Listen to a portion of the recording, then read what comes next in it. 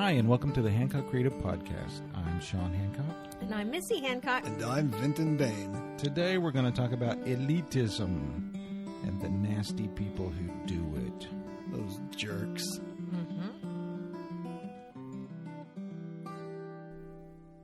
There are two types of people in every walk of life. And those two types of people are those who love a thing and those who law a thing. Mm-hmm. Does that sound deep? Yes, it does. What? I'm like, damn, man, you are so deep. I am in some deep stuff. No, I actually really loved that when I read that before. So keep going. It's good. So, all right, let me explain that a little bit. So when I say a thing, I'm talking about anything that you do. Basically, like in the world of art or religion or education or science or backgammon, I don't know, whatever it is. Corporate world? Yeah, the corporate world, anything that you are interested in, anything. There's always going to be some jackass there that is going to be more about how we do it and the legalism of how we do it rather than the love for doing it. So there are those people who love the thing, and there are those people who law the thing. And those people are who we're going to talk about today. And hopefully, by the time we're done, you will be able to identify those people. And if you are one of those people, you will say, darn, my life could be richer and fuller if I stopped this shit. So that's what we're hoping to accomplish here today, is to just get rid of elitism a little bit, because it's not very helpful to mankind. Stop lying and start loving. That's right. That smells so good that you said that. What does it mean? I don't know what I'm talking about. Okay, so if you were to start a project or some sort of new event that nobody's ever done before, whatever it is, if you were to start it and people were getting involved and doing it and it had a natural flow, and you see this happen all the time, and it's really fun and exciting and people are really, engaging and they're loving it. Yeah, there's an organic growth to it. Yeah. It's just naturally unfolding. As it progresses, legitimately, someone will rise up to the surface and they will start to structure it a little bit more. And they'll have some suggestions as to how things should be done and blah, blah, blah. And it's all well-meaning. It's all with good intentions. And some of it is sometimes even necessary and helpful. It's just when it gets... Yeah, and at some point it becomes overstructured, and that may take some time to develop, where there's so many rules in place, so many laws in place, so many ways of that you have to go about doing things, and it becomes overstructured. Yeah. And when it becomes overstructured, it becomes miserable to people, and it becomes a chore to some people. And then before you know it, the only people that really care about it are the law people, or the people who are enforcing those rules and enforcing those laws. Because they have successfully sucked the life out of it. Yeah. Is that what you're saying? That's what I'm saying. And then they'll look around and say, I don't know why people aren't involved anymore. It's like, well, because you suck. No. We I can't really get do anyone to think that. play our games with us. It's because you're a jerk about those games and you take all the fun out of it. Yeah. So, I mean, really, ultimately, so like whenever you feel like, hey, I'm actually pretty good with this singing thing that I'm doing. And so I think I'll audition for something. And then you audition for a gatekeeper, basically, one of those particular people. I mean, not every time, but often. And then that person will become a critic or a judge, and they'll tell you that you're no good. Yeah. And then what do? You give up on it or whatever. You feel bad about yourself, when in reality you actually did have some talent, but you just weren't at a level that you needed to be at to get into that particular arena, whatever it was. Or maybe you just didn't fit the mold of the gatekeeper that you were auditioning yeah. for. Yeah, Like maybe they you have were an good. idea of what that looks like, and what you're doing is a new creative take Right, on it, and yeah. they're not going to accept that because it doesn't fit their mold of what the thing is. And you would have to do some homework as to, if you knew ahead of time what their mold was, and you didn't fit it, and this happens in the publishing world all the time. Don't send in your manuscript to a publisher that doesn't publish your type of story. But don't let that judge or that critic define whether or not you're capable of doing it, or Right. whether or not you're good enough to do it. And those people are often, and I think maybe every time, they're a law enforcer. They are a person who, if there wasn't a law in place, they made a law just so that there would be a law in place. And those people are not in it for the love of it. They're in it for the love of Controlling it. Controlling it. They don't love that thing, that particular thing. They love themselves, and they love security of self. And so, Yeah, and it may be even just like an ego boost, like, yeah. oh, I'm the one that creates the rules for the things. I'll be the one that tells you whether you're doing it right or not. Exactly. I know so much about this that I am the one who can decide whether you can do it or not, and whether Right. you're doing it right or not.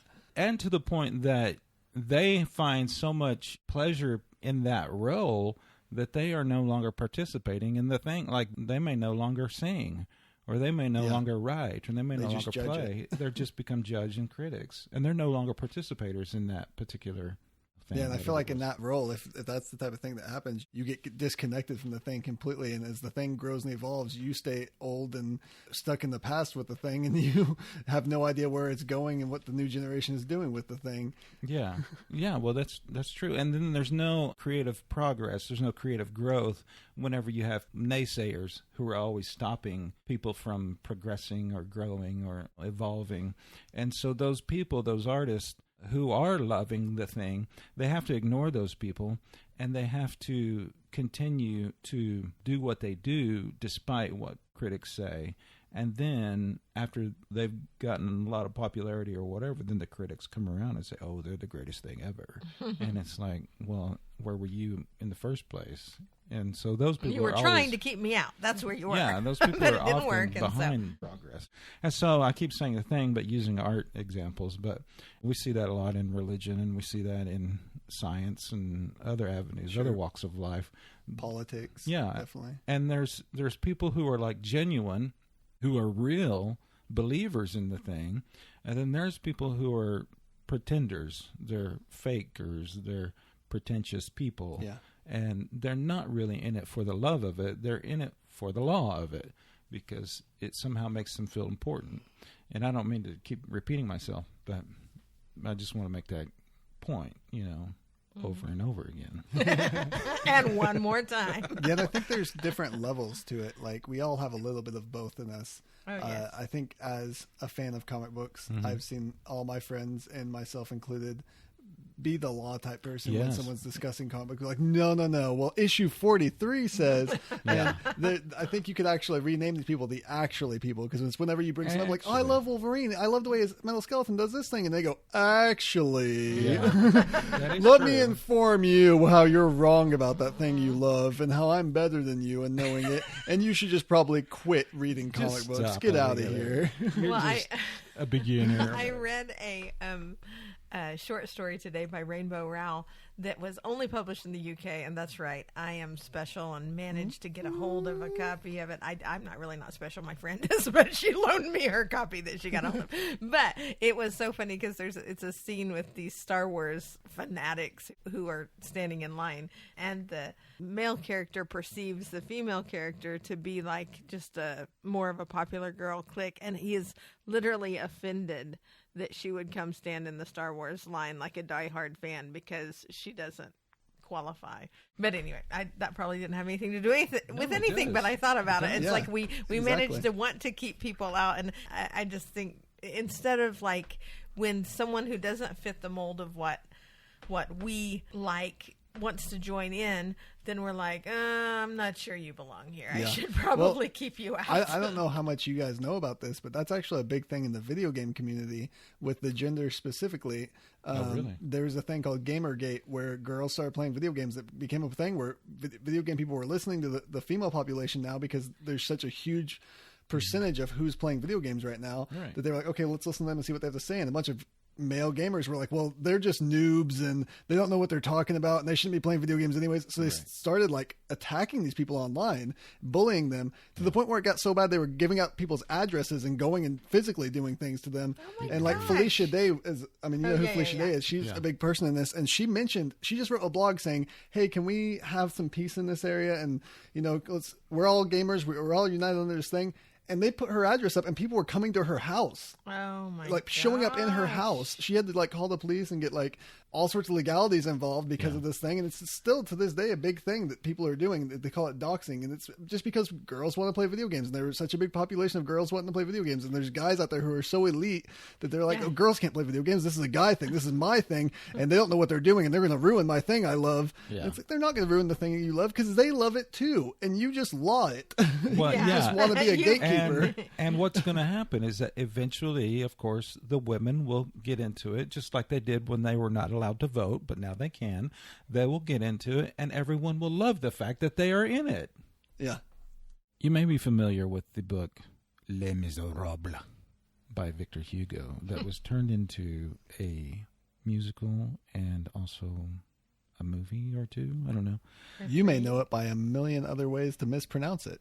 Les Miserables. Les Miserables.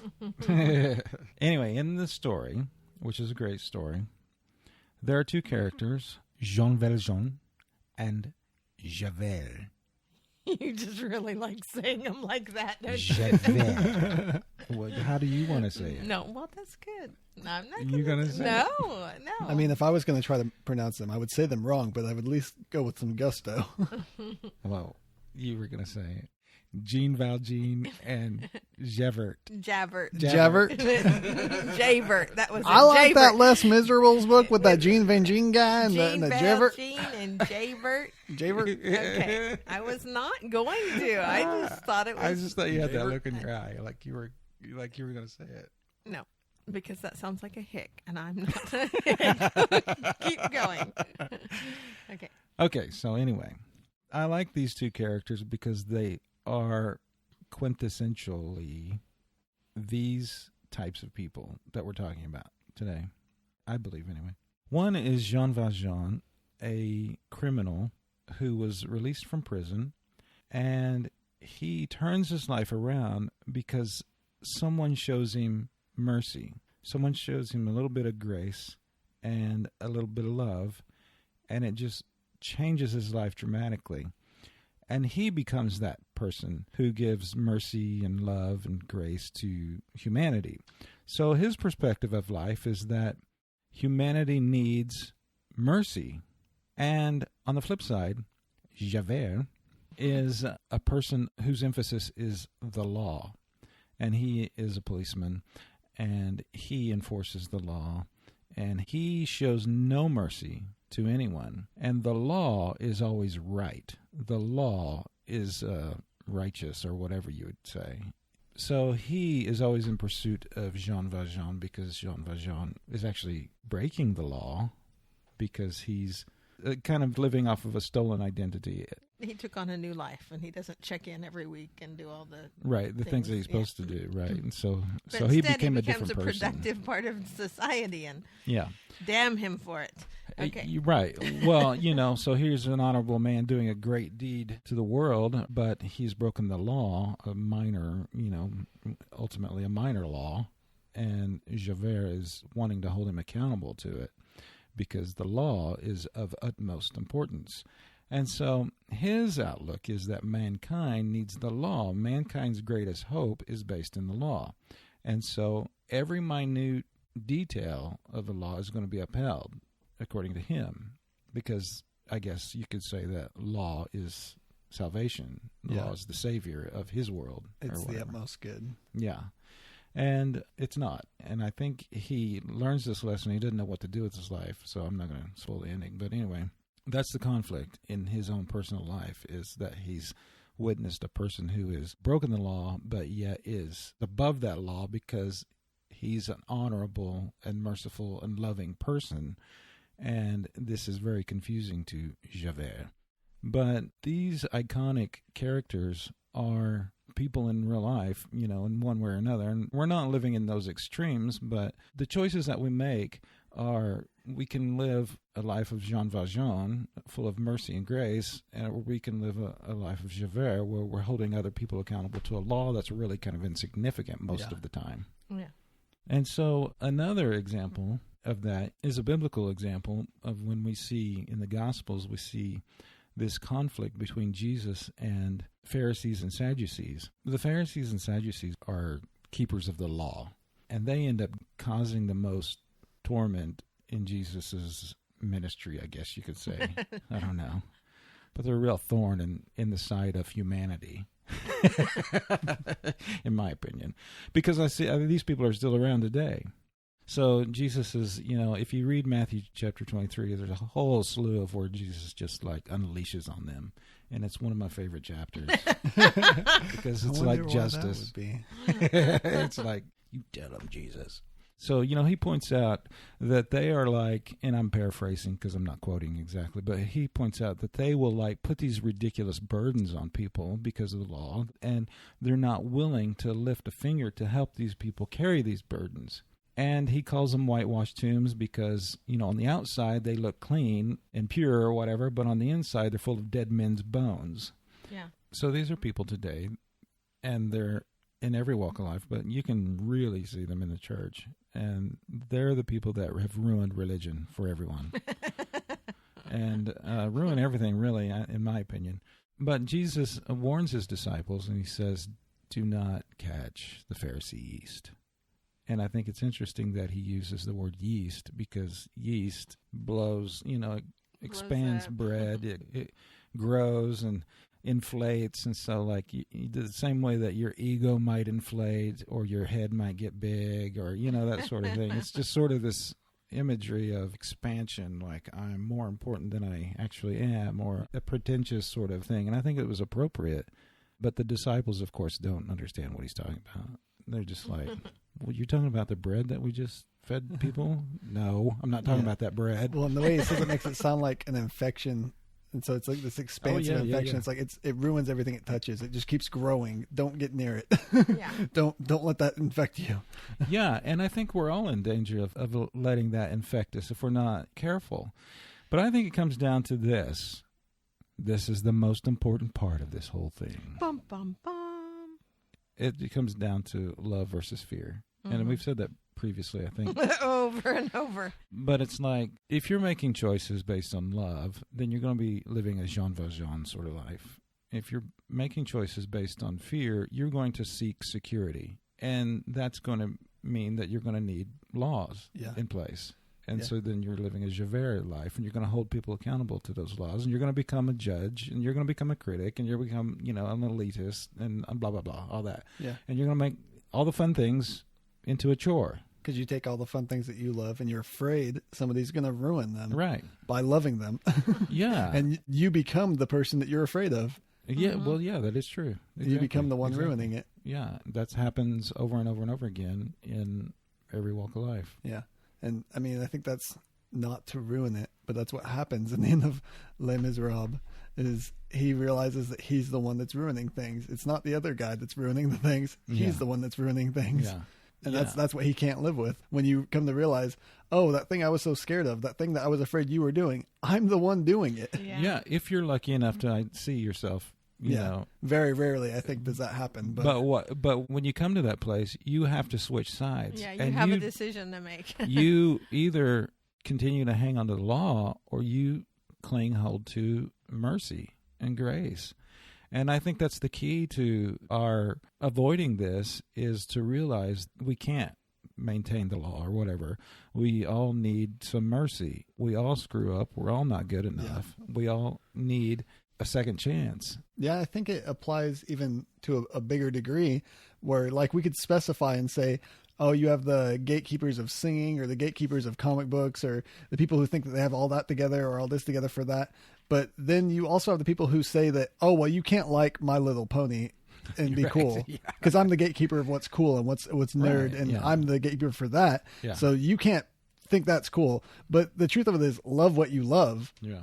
embrace what you love and love it fully, and don't tell people that they can't love things just because you're not into it or because you don't think it's cool. Right. You're not the gatekeeper or the judge of what's cool. You're not cool to some people. What you love isn't cool to other people. I mean, you're not cool if you start being that person. Yeah. Everybody's like, who's that? They hate you. So you become your own worst enemy whenever you start hanging on to security or whatever, tradition even, or whatever it is. Like something new is starting to happen and evolve, and you don't want it to because you're all into keeping it the way it was. You're into controlling it, and then you try to prevent it from happening, and you end up becoming the block that keeps things from evolving and change and creativity from happening. Yeah. And the continuing love. So if like somebody loves this thing, whatever it is, then let them jump in. I remember, and I'm going to show our hand about a little bit of our politics, I suppose, but back when Missy and I were supporting Ron Paul, we got involved in the grassroots level, and everybody was just like, what? People are showing up? This is great. Welcome, welcome. And then whenever they found out that we were supporting Ron Paul, they say, get out, you bastards.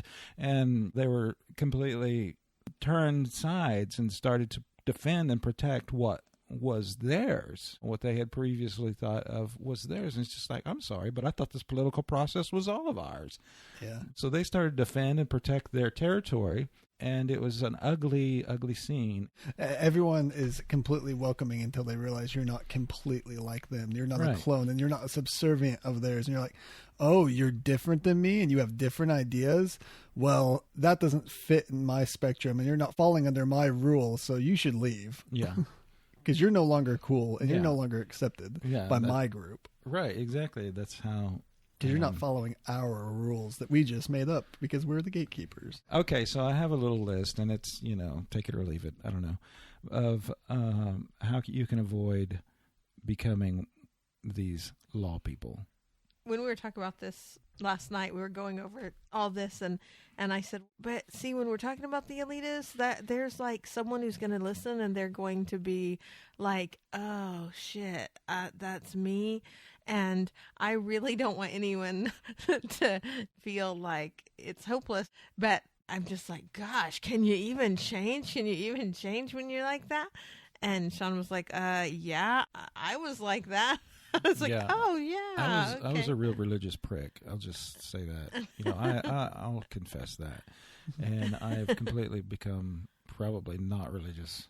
I don't know, spiritual, I guess, but I don't claim to be religious anymore. But I did make a change. I was somebody who was very strict about certain things. And I'd say I was maybe not a traditionalist, but I was definitely someone who had rules and laws and things like that.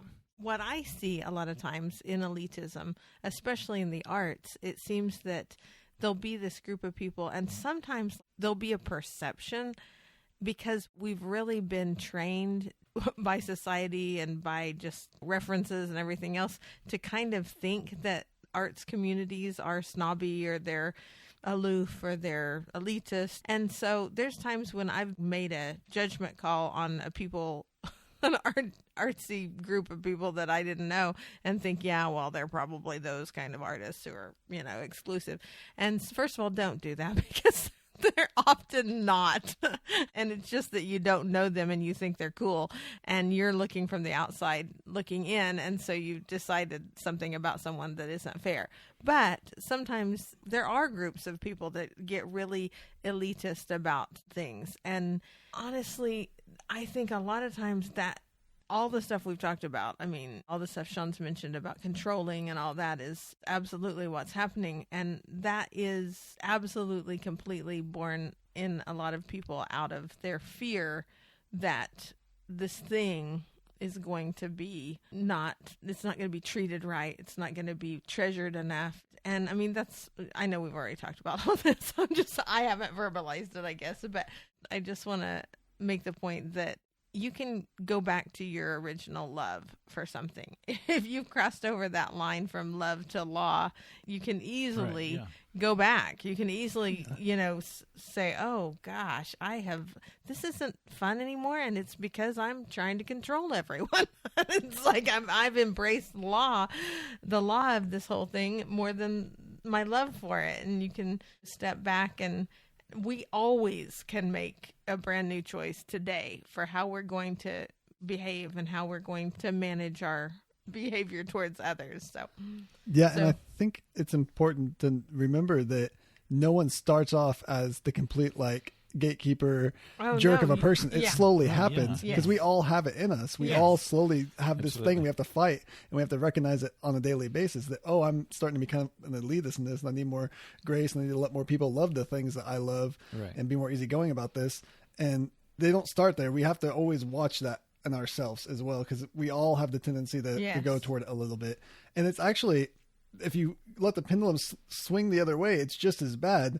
You have the people who become elitists against the elitists. So you have, it's like the rebel elitists. They're like, I'm not going to be part of their system. And obviously they got it wrong, but they become just as big of jerks to the point where they're looking at groups who actually love the thing and saying, well, they have a system and they're not doing it my way. And we're the cool rebel kids who are breaking all the rules. And like, you've just set up a whole new set of rules. You're the authority, authority. That doesn't make any sense. Okay. So I'm just probably going to piss some people off here, but I've encountered some punk rock people in my life, like the person sitting on my right. Excuse me. My mohawk is tingling. But one thing that I always loved about you, Vinton, is that with some punk rockers I've noticed they are sometimes the most legalistic people. It's what? True. You're not like total, see, I can't even talk the talk. I'm so not a punk rocker. A whole genre built out of rebellion and doing your own thing and being creative and going against authority, then created its own authority. And if you didn't have enough studs on your jacket, if your mohawk wasn't tall enough, then you weren't cool enough to hang out with the punk rock kids anymore. It's like you just became the authority that we're rebelling against. What are you doing? It's so strange to me. Punk rock legalism. It makes me laugh. But anyway, why did I say that? Yeah, it's the same. It's the same thing. Anarchists who are really anti-authority. Authority. Yeah. But I've got just a list of things just to keep in mind. How to avoid becoming that person. Yes. And that is to just relax, and just let people enjoy life. Enjoy coming to whatever it is that they're doing, whatever it is you're hosting or whatever you're part of. Just let people be part of it and let them experience it as well. I like you have a little chaos is not the end of the world. No. Ugly can be a beautiful thing. Yeah, and that's another thing I think we didn't mention that we would like to mention. We'll probably expound more on this later, but that is that a lot of people think that art has to be beautiful or profound or whatever, and it's not art if it's not those things, and that's just elitist bullshit. I think that those are people who are setting up a standard that for art instead of just reason. Engaging in the creative process themselves often. Yeah, exactly. And there's this whole sort of, and I can go on this for a while, and I won't, but that is that people have a problem with things that are ugly, and they want everything to be beautiful or unified or whatever. I don't know what it is. And it's just like sometimes ugly is beautiful. Yeah. Ask a photographer. A photographer is always looking for something ugly. You're a photographer. I mean, you know, ugly sometimes people it's make better destroyed, pictures. falling apart things that make the beautiful pictures. Yeah, exactly. Absolutely. Yeah, and ugly people. And it's funny that in our society, beauty is such an important thing. Yet we all know the phrase, beauty is in the eye of the beholder. What's beautiful to one person isn't beautiful to another person. And yet there's this idea of beauty out there that is the standard that we have to meet still, even though it doesn't make sense. It doesn't line up with the other thing that we know. Those things are in conflict. Yes. Yeah. But there's this line that we have to go above to match what society thinks beautiful is, even though beauty is relative. There's no absolute to it. Yeah. And I think that's a law. Yeah. Yeah. It is a law. Number 2, which these are just numbered randomly. They're not in any particular order. But another thing is to know that you're not perfect. And I think maybe I said this earlier. To know that you're not perfect, but also know that you are loved and that you do have a place in, you know, the creative world or whatever, but it's not it's not necessarily, it's not an authoritative place. You're You welcome can't be as the well. freaking ass queen, is what he's saying. Yeah, I mean, you're welcome just as much as anyone else. But Come play. But know yourself in that you make mistakes, and everybody makes mistakes, but you're welcome to be here as well. You know? And you do have a voice, and people are going to listen to your voice, but don't assume that you're the king over the subject and your voice is the end-all be-all. Right, exactly. And that's what I say. Listen to Shawn, the end-all be-all. That's right. No, I think that's probably a pretty decent definition of humility is knowing that you're not perfect, but also knowing that you're loved. Okay, so anyway, another one is to have mercy and compassion on other people. We talked about that. Yeah, have grace. Let people be wrong about things. Exactly. Don't be a jerk when someone Right. forgets which issue that Wolverine lost his metal skeleton in, or Yeah. or And forgets the exact That rules happens of to me Uno. all the time. People are such douchebags to me over when I screw up which issue Wolverine lost his metal skeleton in. It happens. People get real upset. I mean, But, that stuff does happen. Uno is a good point. Everyone has their own house rules for Uno, and yet anytime I play Uno, everyone's like, "That's not the rule. This is the rule." I'm like, "You just made up that rule," and we have to check online, and everyone's always wrong. Like Right. I'm wrong, they're wrong. They're all wrong about what the actual rules of Uno are. We all made up our own We rules. all for made up our Uno. own rules, But but yet- yet that's the real That's rule. right, exactly. That's But it. yet it's being enforced, even though we just made them up. Have grace. Let people have fun. Yes, and choose love over fear with every decision that you make. I mean, it's if you have a chance to stop and think about it.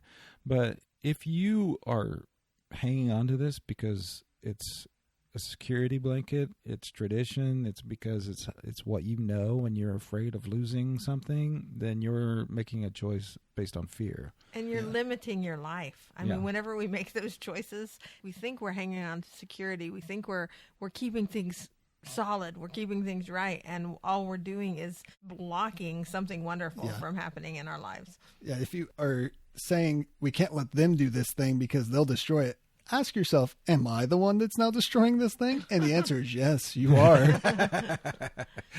Yeah. So allow room for love. People who love, and like Missy said earlier, rekindle the love you have for that thing that you do. And it's not upholding rules. That's not love. It is just doing it and loving it and enjoying it. And you will allow other people to do the same because you love it so much. And you can appreciate other art so much. Sometimes it's not even doing it. Sometimes it's being a good audience and going, oh, wow, they are so good.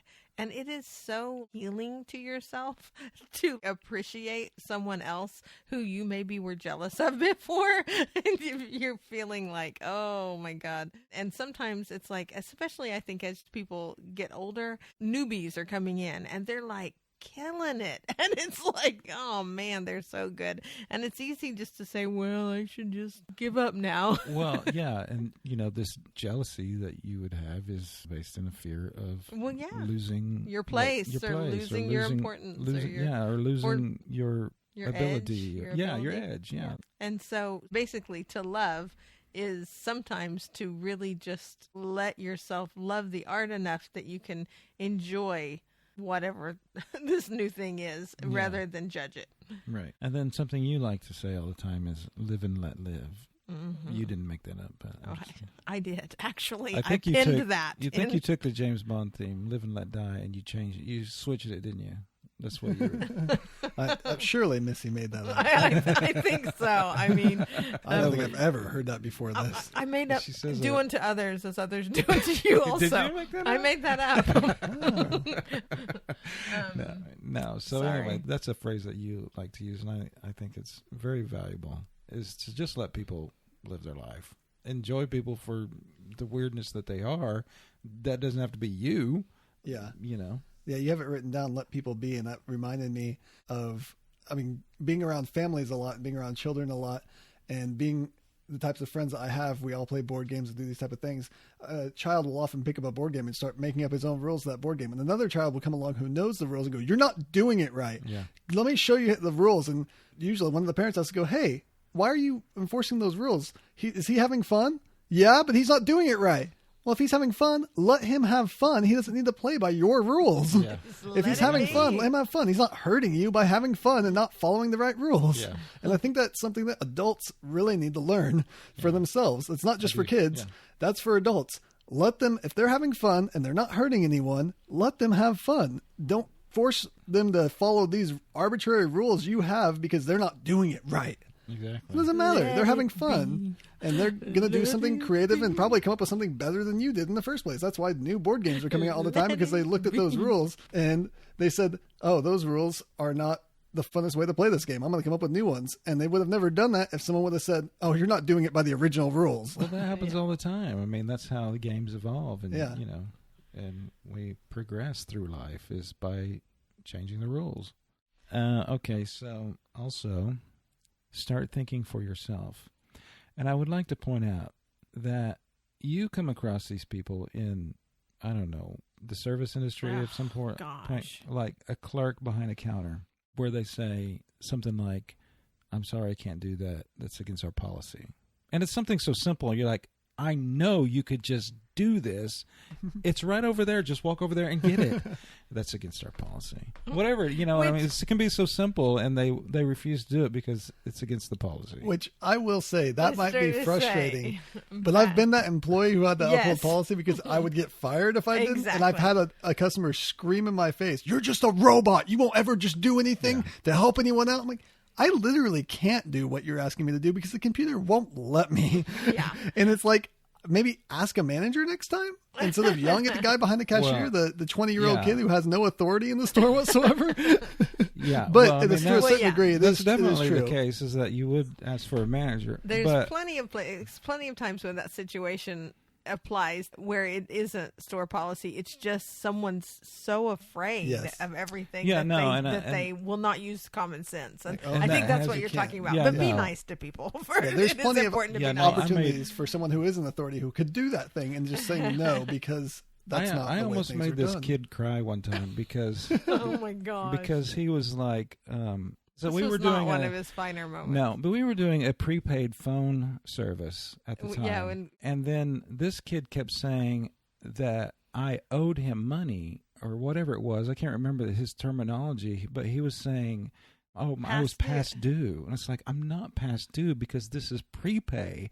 And I just got really upset with him because of the terminology that he was using. You were doing prepay on purpose because you liked the idea of it. It was that I didn't principle. owe him anything. And he's just like, well, this is past due, so we charge you an extra or whatever. And it's just like, why are you charging me extra because a prepay thing is past due? Anyway, and so I almost made this kid cry, and I realized, oh, I'm just being a douchebag. But the point is that sometimes people do have the ability to make choices to do these things, and they don't. And I respect that there are rules in place. I don't particularly like a lot of the rules in place, but there's rules in place, and you would lose your job if you did it. And sometimes I think you probably wouldn't. You'd probably just get written up. But there's plenty of times when someone does have the authority and can easily do those things, but they just don't refuse want to do it because they're like, no, that's not how we do things. It's because it inconveniences them. And it's real easy, and it's right there, and to make my life so much easier. And like, no, that's not our policy. So well, and I have heard of situations where people just make up the fact that there's a policy when there's not. You know good and well there's not a policy. I know there's not a policy because I've worked here before. Or whatever it is. Okay, anyway, so think for yourself. So the point being is that think for yourself, and when you do have the ability to help someone, help them. You can make choices yourself in certain situations. I mean, when I had a manager position, I was told by my managers that the people that work there, like the low level, they're there to enforce the rules and always go by the book. You're a manager. You're there to bend the rules and break them for the customers to help them out because you have that ability and you have the authority to do so. And I think that's a good rule. It's like if you have that ability, be willing to bend on things and be willing to help people out. And for whatever reason, and maybe you can inform me the reason, is that for whatever reason, the low-level person will not get a manager unless you ask them to. And so to me, I feel like if there's a conflict here, just get the manager. Yeah. And then one time, I do this a lot, apparently. I had a conflict at a library, and the librarian was sitting right there hiding behind the desk, and it was just like, obviously in this confrontation with the person behind the counter, and they just would not respond. And it's just like, you're a loser. That's all I felt like. At my job, it was kind of frustrating because we would tell them over and over again, hey, if a customer needs something, just grab a manager, call us up. And left and right, they would just never call us up, and we'd have no idea it happened until later. And we're like, why didn't you call a manager? Next time, call a manager. Don't deal with that on your own. Yeah. Like I said before, I preface this whole thing saying that there are rules in place because we have a common goal. I started to say, this sounds like we're just like, anarchy! Can anyone see that? I'm not supporting anarchy. I'm just saying that there are rules in place because we have a common goal. But when we go beyond that, then they're absurd and obstructive. Can anyone see the walking path from this rabbit trail we followed? I think we're lost. Yeah, I do too. I got one more. One more way to avoid being this elitist person. To get in the habit of saying, I don't know. Because a lot of times... But in particular, when you don't know, because... Yeah, don't say I don't know when you know. But a lot of times people will pretend like they know and give you some bullshit. Yeah. And I can think of many pastors who do this. Yeah, they're afraid. People are afraid to say I don't know, especially when they're in a place of authority on the subject. Right, exactly. They're afraid to ever admit they don't know something, and they're afraid to ever even tell you, hey, I'm not sure about that. Let me get back to you. I'm going to do some research and come back to you. For some reason, that's real difficult to say. Yeah. Yeah, I don't understand. I don't know. Let's find out. Or I don't know. Yeah, instead and just say I don't know. I mean, again, you're on your own. I keep bringing up comic books, but that's because that's the world I come from. But that happens there when you call someone who claims to be an authority on something that they don't know about, then they'll just make up a reason. They're like, well, blah blah blah, and they'll just get angry. And it's like, just say you don't know. It's okay not to know. You're not a genius. You're not a supercomputer who knows everything about comic books. Right, yeah. Say you don't know. Yeah, or anything, whatever the subject is. There's plenty of things I don't know about, and I'm still pretty great. I wish the science community would say we don't know a lot more. Oh, you didn't tell about the scientists. That was a good gig. Anyway. Yeah, I don't really want to. Okay. So there's something you don't know about science. We'll end on that. No, but I do wish that the science community would say, I don't know. And leave it at that. I don't know. Let's find out. That's a good question. Let's find out. And I had a lot of teachers that would just try to pretend like they knew when they didn't know. And I wish they had just said, I don't know. Let's find out. Yeah, I think it's something that parents do really often to children. Children will ask something and they'll like, well, because I said so. And like, you don't know, do you? You don't know. Shut up. I will spank you for that. No. So the message here is don't be an elitist prick. Yeah. Go out into the world and be kind to others. Yeah, I think to sum it up, especially in this, is that other person having fun? Are you stopping them from having fun? Why would you do that? Realize that you're doing that. Do you want someone to stop you from having fun? Yeah, if what they're wanting to do is not destructive, then what's the harm? Yeah, let people have fun. Have fun with them. Join in. It's community. We're all here together. And maybe destroying some things is okay too. Yeah, we're all in this together. But you didn't hear that from me. Smash. Thank you so much for listening today. We would like to encourage you to talk with us on Twitter at Hancock Creative. Follow us on Instagram at Hancock Creative Shop and on Facebook at Hancock Creative Shop. Check out our new website, HancockCreativeShop.com. And as always, check out the Etsy shop, etsy.com/shop/Hancock Creative Shop. We're also releasing companion blogs at HancockCreativeshop.wordpress.com. You can also get there through the website, HancockCreativeshop.com. Special thanks to Gabriel Hancock for his music.